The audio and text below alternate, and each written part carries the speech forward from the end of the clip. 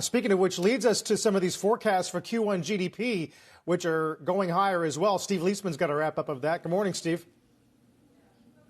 Morning, Carl. Yeah, strong consumer spending in January and leftover fiscal stimulus from last year, reopenings, and more fiscal stimulus to come is forecast to fuel strong growth this quarter and for the rest of the year. But there are also growing concerns about whether the economy could potentially run too hot. The CNBC Rapid Update showing the average forecast looking for 6% growth this quarter, nearly double what was forecast last month. Better growth expected to continue for the next 2 quarters. You can see they're between 7 and 9% before coming down to a still strong 4.3% by year end. Most economists are figuring in something about $1.6 trillion of new fiscal relief, but they're also growing inflation concerns and that criticism about some of the aid, including the $1,400 checks, will not go to those in need, will not only go to those in need. Yellen responded to those concerns this morning in an interview. Of course, we don't want those to go to very high-income individuals and households who've been less affected.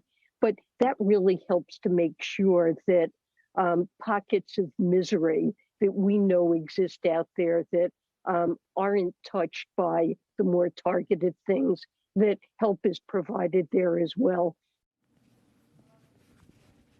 On inflation concerns, Goldman Sachs saying in a piece this weekend it was less worried than others because the relief is a one-time event and it sees imports offsetting pricing pressures in the U.S. Under Goldman's forecast, the economy should be back to its potential by the end of this year.